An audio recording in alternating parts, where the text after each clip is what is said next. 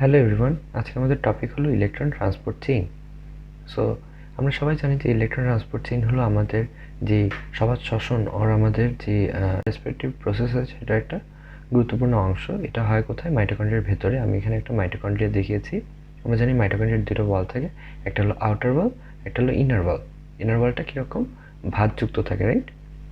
আচ্ছা, এখন এই ইনার ওয়ালে কিছু আমাদের এনজাইম থাকে। এই এনজাইমগুলোকে একসাথে বলা হয় ইলেকট্রন ট্রান্সপোর্ট চেইন। এই এনজাইমগুলো কয়েকটা গ্রুপ আকারে থাকে। এই গ্রুপগুলোকে বলা হয় এক একটা কমপ্লেক্স। যেমন এখানে কি কমপ্লেক্স দেখলাম আমরা?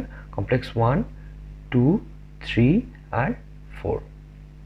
তো এর মধ্যে যে 1, 3 আর 4 এই তিনটা কমপ্লেক্স বা এই গ্রুপের যেই এনজাইমগুলো আছে সেগুলো থাকে একদম ইনার ওয়ালের ভেতরের সাইডে, আর কমপ্লেক্স 2টা থাকে হলো আমাদের মাইটোকন্ড্রিয়ার ম্যাট্রিক্সের ভেতর। এবং আমাদের কমপ্লেক্স 1 থেকে 3 এর মধ্যে ইলেকট্রন ট্রান্সপোর্ট করার জন্য একটা পরিবাহী থাকে বা বাহক থাকে, এটাকে বলা হয় কোএনজাইম কিউ। আবার 3 থেকে 4 এর মধ্যে নেওয়ার জন্য আরেকটা বাহক থাকে, সেটাকে বলা হয় সাইটোক্রোম সি। আচ্ছা, এখন আমরা সবগুলো কমপ্লেক্স দেখে ফেললাম। এখন আমরা আরও দুটো জিনিস দেখব, যে দুটো জিনিস আমাদের ইলেকট্রন ট্রান্সপোর্ট চেইনে খুবই গুরুত্বপূর্ণ ভূমিকা পালন করে। তার মধ্যে একটাকে বলা হয় এটিপি সিনথেস। এটা হলো একটা চ্যানেল যেটা ইনার মেমব্রেনে থাকে, এবং এই চ্যানেল দিয়ে কী হয়? বাইরে থেকে ভেতরে হাইড্রোজেন আয়ন প্রবেশ করে। আর আরেকটা চ্যানেল থাকে স্পেশাল। এই চ্যানেলের মাধ্যমে কি হয়?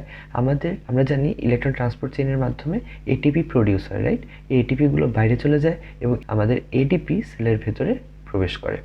এগুলো হলো আমাদের একটা ইলেকট্রন ট্রান্সপোর্ট চেইনের বেসিক যে অংশগুলো আছে সেগুলোর ব্যাপারে আমরা একটু জানলাম। এখন আমরা এক একটা ইন্ডিভিজুয়াল কমপ্লেক্সের ব্যাপারে জানবো। ফার্স্টে আমরা আসি কমপ্লেক্স 1। আমরা জানি আমাদের যখন রেসপিরেশন হয়, রেসপিরেশনের সময় আমাদের যে সাবস্ট্রেটগুলো থাকে, যেমন কার্বোহাইড্রেট বা অন্য যে কোনো পদার্থ, যেমন লিপিড হতে পারে, প্রোটিন হতে পারে, এগুলো ভেঙে গিয়ে কী করে? NADH plus H plus produce করে। NADH প্লাস H প্লাস সবচেয়ে বেশি প্রডিউস হয় ক্রেবস সাইকেলে। এখন যে NADH প্লাস H প্লাসগুলো প্রডিউস হয় সেখানে আসলে কী থাকে? এখানে থাকে আসলে এখনও NAD, যাকে বলা হয় নিকোটিনামাইড অ্যাডেনিন ডাইনিউক্লিওটাইড। এটা হলো একটা কোএনজাইম। এই NAD এর সাথে কি যুক্ত হয়? দুটো হাইড্রোজেন। এখন আমরা জানি হাইড্রোজেনে একটা ইলেকট্রন থাকে এবং একটা করে প্রোটন থাকে। এখানে হয় কি? আসলে দুটো হাইড্রোজেনের একটা হাইড্রোজেন তার ইলেকট্রনটা অন্য হাইড্রোজেনকে দান করে দেয়। যেমন এই হাইড্রোজেনটা ধরলাম, এর ইলেকট্রনটা একে দান করে দিল। সো এখন কিন্তু এর উপর একটা এক্সট্রা ইলেকট্রন থাকবে।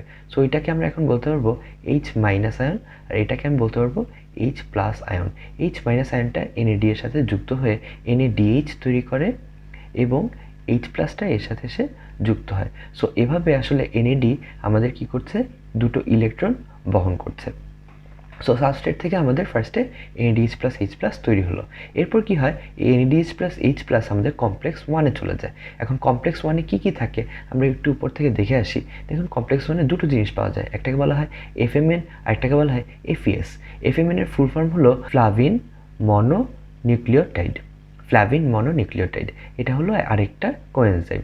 এবং এর সাথে থাকে কি? FES। FES এর ফুল ফর্ম হলো ফেরিডক্সিন। এখন কি হয়?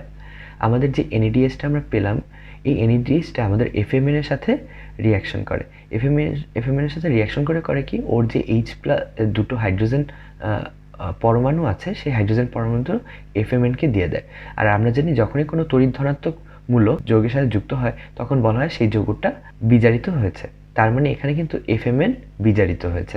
আচ্ছা, FMN বিজারিত হওয়ার পর কি হয়? FMN থেকে হাইড্রোজেন দুটো কোএনজাইম কিউতে চলে যায়। যখন কোএনজাইম কিউতে হাইড্রোজেন দুটো চলে যায় তখন দেখুন কোএনজাইম কিউ কিন্তু এবার হাইড্রোজেন যুক্ত হয়েছে, অর্থাৎ কোএনজাইম কিউ কিন্তু এবার বিজারিত হয়েছে। এখন আমরা কমপ্লেক্স 2-তে চলে যাই। আসলে কমপ্লেক্স 2টা একটু আগে আমি বলেছি এটা কিন্তু আমাদের ইনার ওয়ালে থাকে না, এটা কোথায় থাকে? ম্যাট্রিক্সের ভেতরে। এবং এটা কিন্তু আসলে ক্রেবস সাইকেলের একটা পার্ট। এখানে কি হয়? আমরা জানি ক্রেবস সাইকেলের একটা পোর্শনে সাকসিনেট ফিউমারেটে পরিণত হয়, এবং সাকসিনেট যখন ফিউমারেটে পরিণত হয় তখন এখনও FADH2 তৈরি হয়। FADH2 হলো বিজারিত FAD, কারণ এখানে দুটো H যুক্ত হয়েছে বা তড়িৎ ধনাত্মক মূলক যুক্ত হয়েছে। এখন হয় কি? এই যে FADH2 প্রডিউস হয়, এটা আমাদের ইনার ওয়ালের কাছে চলে আসে। এবং আমরা জানি ইনার ওয়ালে কি ছিল? একটা কোএনজাইম কিউ ছিল, রাইট? এই কোএনজাইম কিউটা কি? কোএনজাইম কিউ হলো আসলে ইলেকট্রনের বাহক। কারণ একটু আগে আমরা দেখেছি কোএনজাইম কিউ কিন্তু এখানে FMnH2 থেকে ইলেকট্রন এবং হাইড্রোজেন বহন করে বিজারিত কোএনজাইম কিউতে পরিণত হয়েছে। এখানেও একইভাবে আমাদের FeDH2 গুলো তাদের H2 কে কোএনজাইম কিউকে দিয়ে দেয় এবং কোএনজাইম কিউ তখন বিজারিত কোএনজাইম কিউতে পরিণত হয়। আচ্ছা, এখানে একটা জিনিস আমাদের মনে রাখতে হবে, যখন কমপ্লেক্স 1-এ FMnH2 তার হাইড্রোজেনকে কোএনজাইম কিউতে দিয়ে দেয়, তখন এখানে আসলে যেহেতু ইলেকট্রনের একটা চলাচল হচ্ছে, এই ইলেকট্রন কিছু পরিমাণ শক্তি ছেড়ে দেয়। এই শক্তিগুলো ইউজ করে ম্যাট্রিক্স থেকে দুইটা মেমব্রেনের মাঝখানে এই জায়গাটায় কিছু হাইড্রোজেন আয়ন পাম্প হয়ে চলে আসে।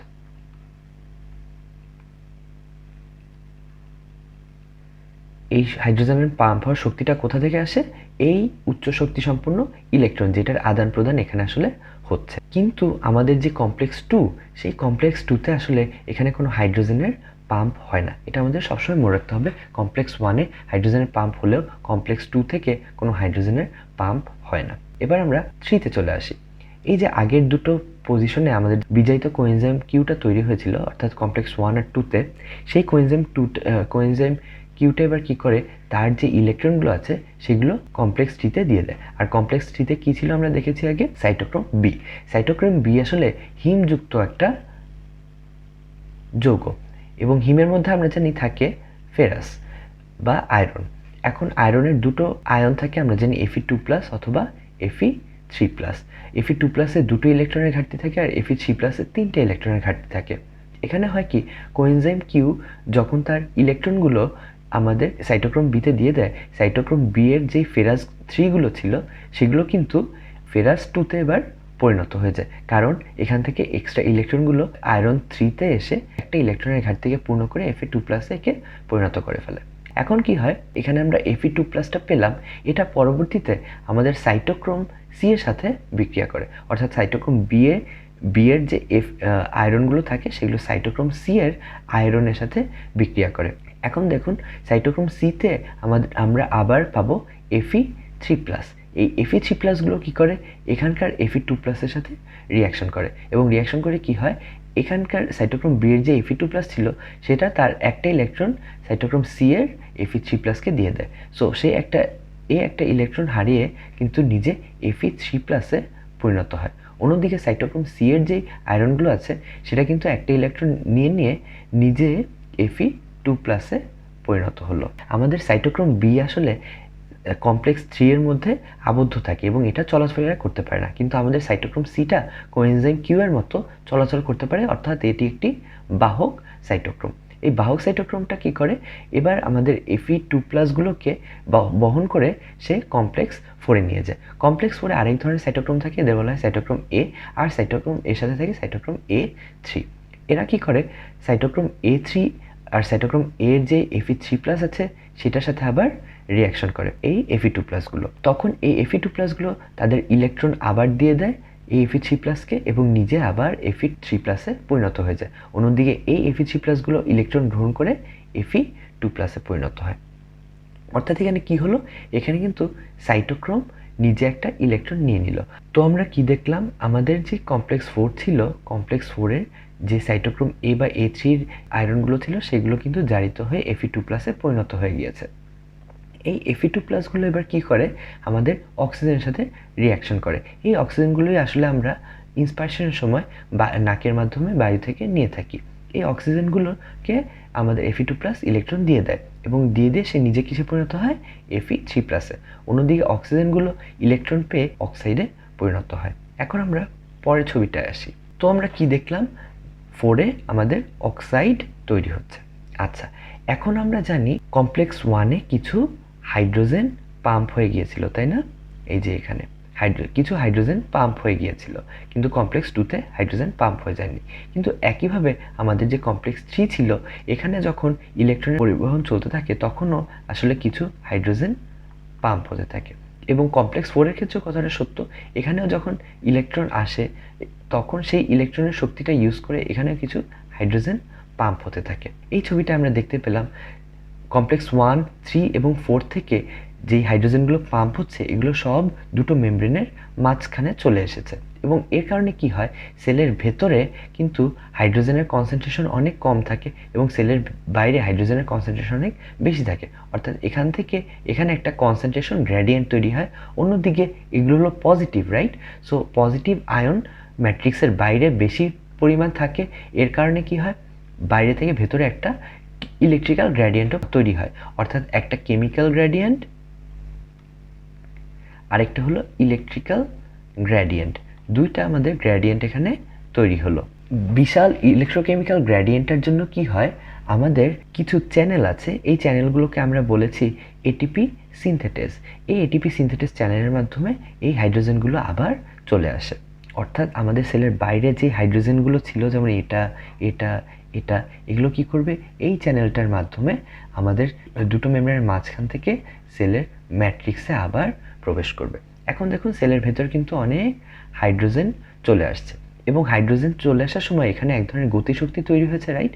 এই গতিশক্তিকে ইউজ করে এটিপি সিনথেটেসগুলো এডিপি আর পিআইকে একসাথে যুক্ত করে এটিপি তৈরি করে ফেলে।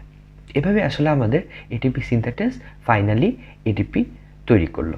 এবং একসাথে কি হয়, যে হাইড্রোজেনগুলো ম্যাট্রিক্সের ভেতরে ঢুকে সেগুলো আমাদের এই অক্সাইডের সাথে যুক্ত হয়ে ওয়াটার তৈরি করে ফেলে, এবং এখান থেকেই কিন্তু আমাদের রেসপিরেশনের যে ওয়াটারগুলো ছিল সেগুলো তৈরি হলো। এই ছিল আমাদের ইলেকট্রন ট্রান্সপোর্ট চেইন।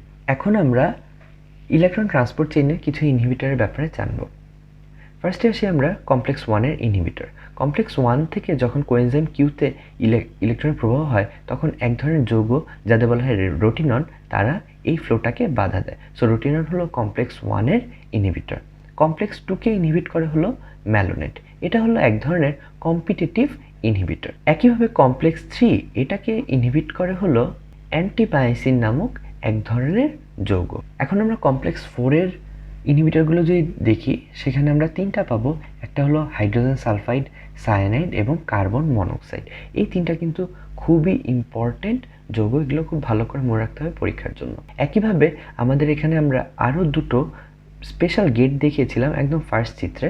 এর মধ্যে একটার নাম ছিল এটিপি সিনথেটেজ এবং একটা ছিল এটিপি এডিপি এক্সচেঞ্জার। এই এটিপি সিনথেটেজকে ইনহিবিট করে হলো অলিগোমায়োসিন, এবং এটিপি এডিপি এক্সচেঞ্জারকে ইনহিবিট করে হলো অ্যাট্রাক্টিলোসাইড। এখানে এটিপি এডিপির কাজটা একটু বলে রাখা জরুরি।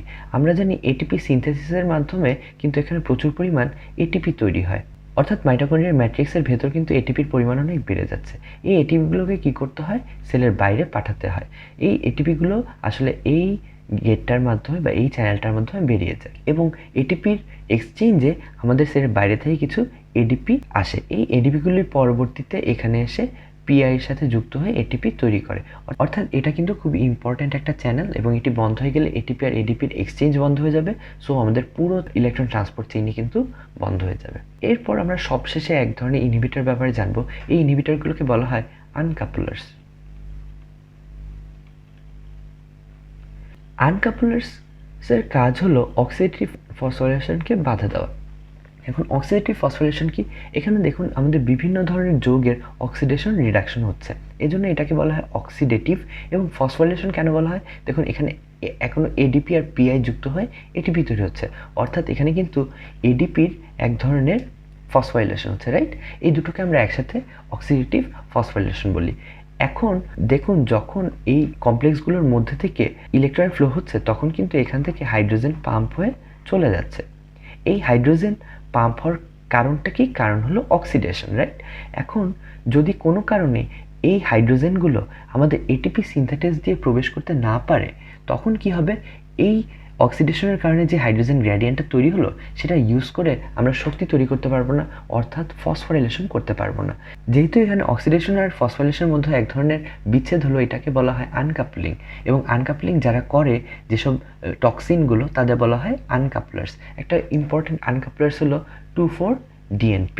এরা করে কি, এখানে কিছু গেট তৈরি করে ম্যাট্রিক্স এবং ইন্টারমেমব্রেন স্পেসের মধ্যে, এবং এগুলো দিয়ে কি করে, সেলের বাইরে যে হাইড্রোজেনগুলো জমা থাকে সেগুলো সেলের ভেতরে প্রবেশ করে ফেলতে পারে। এর কারণে কি হয়, এই হাইড্রোজেনগুলোকে শুধুমাত্র এটিপি সিনথেসিস দিয়েই প্রবেশ করার দরকার পড়ে না, ওরা অন্য অন্য জায়গা থেকেও প্রবেশ করতে পারে। ফলে কি হয়, এই আমরা যে এখানে উচ্চ শক্তি সম্পন্ন ইলেকট্রনের শক্তিটা ব্যয় করে হাইড্রোজেন পাম্প করে বাইরে নিয়ে গেলাম, সেটাকে আমরা ইউজ করতে পারছি না এটিপি তৈরির জন্য। অর্থাৎ আমাদের এখানে কিন্তু শক্তি উৎপন্ন হবে না, যদিও আমরা এখানে ইলেকট্রন ট্রান্সপোর্টটা সম্পন্ন করতে পারছি। অর্থাৎ এখানে অক্সিডেশন আর ফসফোরেশনের মধ্যে আনকাপলিং হলো। এভাবেই আনকাপলার্সগুলো কাজ করে। এই ছিল আমাদের ইলেকট্রন ট্রান্সপোর্ট চেইন।